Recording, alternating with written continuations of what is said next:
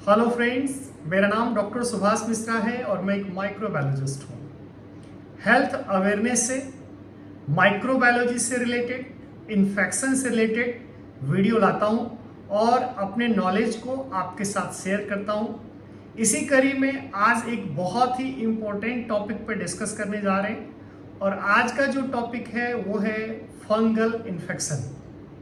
जरूर कभी न कभी आपको दाद, दिनाय, खाज, खुजली इस तरीके की परेशानी हुई होगी।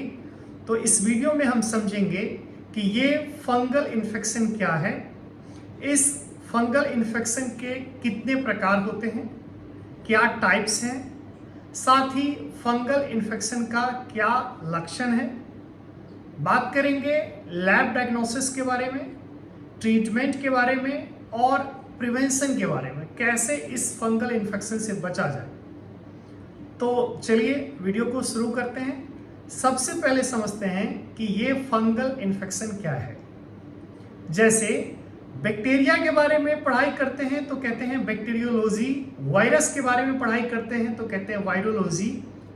इसी प्रकार फंगस के बारे में पढ़ाई करते हैं तो इसे कहते हैं माइकोलॉजी। और अगर फंगस का इन्फेक्शन हो जाता है तो इसे कहते हैं माइकोसिस। तो ये जो माइकोसिस है, ये जो फंगल इन्फेक्शन है, ये फंगल इन्फेक्शन माइक्रोस्कोपिक फंजाई के द्वारा होता है।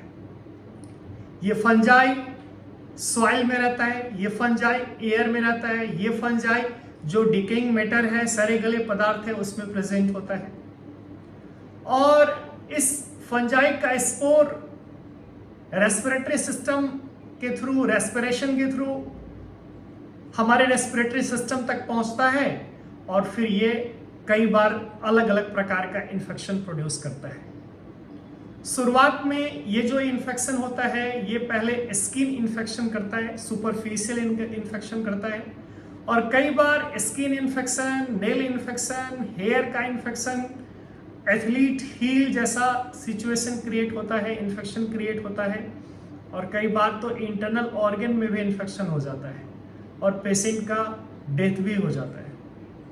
तो विस्तार से समझने की कोशिश करते हैं कि ये फंगल इन्फेक्शन के कितने टाइप्स होते हैं। जब फंगल इन्फेक्शन के टाइप्स के बारे में बात करेंगे तो 4 प्रकार का, जो 4 टाइप्स के फंगल इन्फेक्शन होते हैं। जो नंबर 1 सबसे पहला है वो है सुपरफिशियल इन्फेक्शन। क्या होता है सुपरफिशियल इन्फेक्शन? बॉडी का जो आउटर मोस्ट लेयर जो स्किन का है, स्किन का जो आउटर मोस्ट लेयर है, इस पे इन्फेक्शन होता है, तो इसे हम कहते हैं सुपरफिशियल इन्फेक्शन, जिसे हम रिंग वर्म कहते हैं, जिसे एथलीट फूट कहते हैं। लेकिन अगर यही इन्फेक्शन स्किन के डीप लेयर में हो जाता है तो सेकेंड टाइप का इन्फेक्शन होता है, जिसे हम कहते हैं सबक्यूटेनियस इन्फेक्शन। ये जो सबक्यूटेनियस इन्फेक्शन है ये स्किन के डीप लेयर में इन्फेक्शन हो जाता है। अगर खासकर उंड के थ्रू, सॉइल में अगर फंगस प्रेजेंट है और बॉडी पे कहीं उंड है तो उंड के थ्रू ये फंगस स्किन के डीप लेयर में सबक्यूटेनियस टिश्यू में पहुंचता है और वहां पे इन्फेक्शन प्रोड्यूस करता है। जो तीसरे नंबर का इन्फेक्शन है वो है सिस्टेमिक इन्फेक्शन। और सिस्टेमिक इन्फेक्शन में हम कहते हैं कि ये फंगस ब्लड स्ट्रीम के माध्यम से बॉडी के डिफरेंट ऑर्गन्स तक पहुंचता है और फिर इंटरनल ऑर्गन में भी इन्फेक्शन प्रोड्यूस करता है।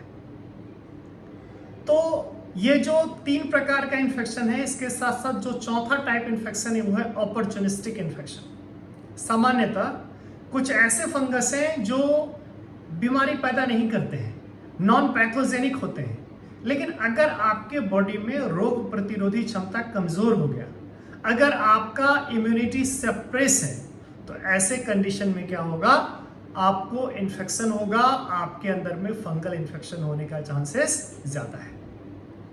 अब बात करते हैं इससे आगे कि ये जो फंगस है इसके क्या कॉज हैं, क्या रिस्क फैक्टर है। नंबर 1, फंगस के एक्सपोजर में हम कैसे आते हैं, कैसे फंगल एक्सपोजर होता है। तो ये फंगस का स्पोर्स हवा के माध्यम से रेस्पिरेटरी सिस्टम में पहुंचता है और फिर लंग्स में इंफेक्शन प्रोड्यूस करता है। कई बार जो वीक इम्यून सिस्टम है, उस वीक इम्यून सिस्टम की वजह से, जैसे HIV पॉजिटिव पेशेंट है जैसे डायबिटीज का पेशेंट है, जैसे कैंसर का पेशेंट है, जैसे क्रोनिक लंग डिजीज का पेशेंट है, ऐसे में अंडरलाइन कंडीशन यानी पेशेंट को और इन्फेक्शन होने का चांसेस ज्यादा होता है।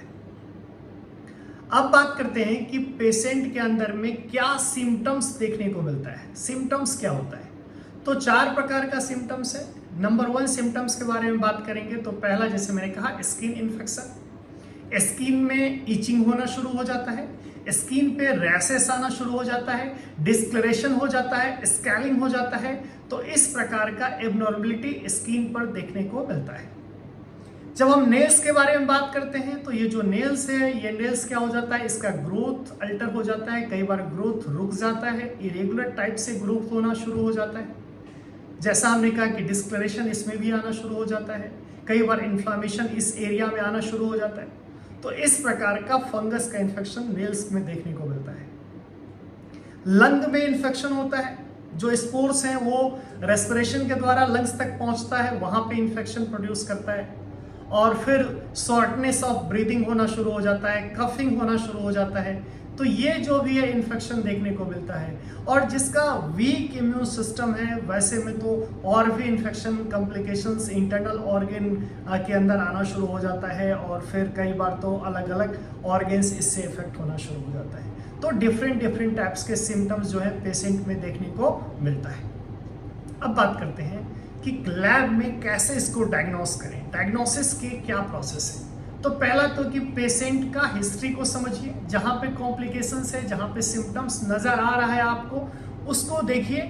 उसके साथ साथ आप फिजिकल सिम्टम्स अपीयर्स क्या है, उसका अपीयरेंस देखने के बाद ये डॉक्टर्स का काम है। डॉक्टर्स पेशेंट का फिजिकल ऑब्जर्वेशन करते हैं, पेशेंट के सिम्टम्स के बारे में बात करते हैं, उसके बाद हिस्ट्री पूछते हैं, और जब लैब डायग्नोसिस की बात आती है तो हम स्टेनिंग टेक्निक की खोज के द्वारा, या फिर जिसको माइक्रोस्कोपिक एग्जामिनेशन कह सकते हैं, और दूसरा जो है कल्चर, कई बार फंगल कल्चर करते हैं, और फिर उसके बाद जो एप्रोप्रिएट मेडिसिन है, एंटी फंगल ड्रग, वो पेशेंट को प्रोवाइड किया जाता है। अब बात करते हैं ट्रीटमेंट का क्या ऑप्शन है। तो ट्रीटमेंट के कई ऑप्शन है। पहला ऑप्शन तो है कि भाई जनरल ट्रीटमेंट प्रोसेस है, जो ओरल ड्रग है वो पेशेंट को दिया जाता है। कई बार है कि जो टॉपिकल मेडिसिन है, एप्लीकेशन है, वो अप्लाई करना होता है, क्रीम है, ऑइंटमेंट वगैरह है। कई बार दोनों एक साथ कॉम्बिनेशन दिया जाता है। तो पेशेंट के कंडीशन पे डॉक्टर डिसाइड करते हैं कि कौन सा मेडिसिन उनको देना है और उनके लिए क्या बेनिफिशियल होगा। कई बार अलग अलग प्रकार के जो ड्रग के कैटेगरी हैं, जैसे फ्लूकोनाजोल है, जैसे इट्राकोनाजोल है, जैसे टर्बिनाफाइन है, ये अलग अलग प्रकार के ड्रग्स हैं जो अवेलेबल हैं, और ये ड्रग पेशेंट को दिया जाता है, डॉक्टर्स के द्वारा ये प्रिस्क्राइब किया जाता है। अब जब बात करते हैं कि प्रिवेंशन, इससे कैसे बचा जाए, क्या क्या तरीके हैं इससे बचने के लिए, तो सबसे पहले good hygiene practice. Good hygiene practice का मतलब ये जो नेल्स है ये रेगुलर कट होना चाहिए। जिस प्रकार आपके हाथ का नेल्स आप रेगुलर कट करते हैं, उसी प्रकार अपने पाँव का भी रेगुलर नेल्स कट करें। जो टॉयलेट के बाद और खाना खाने से पहले एक प्रोसेस है, एक प्रोटोकॉल है हैंड वॉश का, उस हैंड वॉश के प्रोटोकॉल को फॉलो करें। साथ ही जो सबसे इंपॉर्टेंट है, इम्यूनिटी को बूस्ट करें, बैलेंस फूड लें, रेगुलर एक्सरसाइज, योगा, प्राणायाम थोड़ा सा करें, जिससे क्या होगा कि आपके बॉडी का इम्यूनिटी बूस्ट होगा। आपके बॉडी में जब आप बैलेंस फूड लेंगे तो इम्यूनिटी बूस्ट होगा, और अगर इम्यूनिटी बूस्ट है तो आप निश्चित रूप से इस प्रकार के इन्फेक्शन से बचने का चांसेस आपका ज़्यादा हो जाता है। इसके साथ साथ क्या है कि अगर आप ऐसे जगह पे जाते हैं, क्राउड प्लेस में जाते हैं, तो आप थोड़ा सा एक और इम्पोर्टेंट बात मैं बता दूं कि दूसरे के कॉम्ब का इस्तेमाल न करें, दूसरे के क्लोथ्स का इस्तेमाल न करें, टॉवेल्स का इस्तेमाल न करें। खासकर जो स्टूडेंट्स हैं या फिर जो होटल्स वगैरह में जाते हैं, वहाँ पे इस सब चीज़ों को ध्यान रखने की बहुत ज़रूरत है। और आप इस तरीके से अगर अल्ट्रा हाइजीन को मेंटेन करते हैं तो ये सबसे बड़ा प्रिवेंशन का प्रोसेस है, और आप स्वस्थ रह पाएंगे। अब बात करते हैं कॉम्प्लिकेशन एंड कंसिक्वेंसेस के बारे में।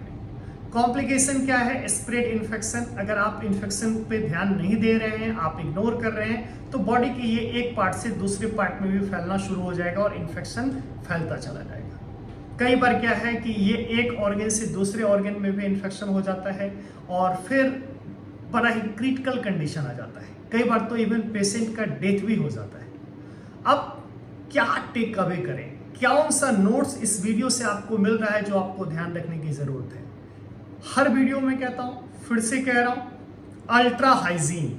आप अगर अल्ट्रा हाइजीन को मेंटेन करते हैं, आप साफ सफाई का ख्याल रखते हैं, आप हैंड वॉश के प्रोटोकॉल को फॉलो करते हैं, तो निश्चित रूप से आप इस तरीके के फंगल इन्फेक्शन ही नहीं, कई सारे इन्फेक्शन से बच सकते हैं। इसके साथ साथ आपको ये समझना होगा कि अगर कहीं भी इन्फेक्शन लग रहा है तो आप खुद से मेडिकेशन ना स्टार्ट करें, डॉक्टर से कंसल्ट करें, उसके बाद प्रॉपर मेडिकेशन लें, प्रॉपर ट्रीटमेंट लें, तो ट्रीटमेंट पॉसिबल है, इजीली आप हेल्दी हो जाएंगे।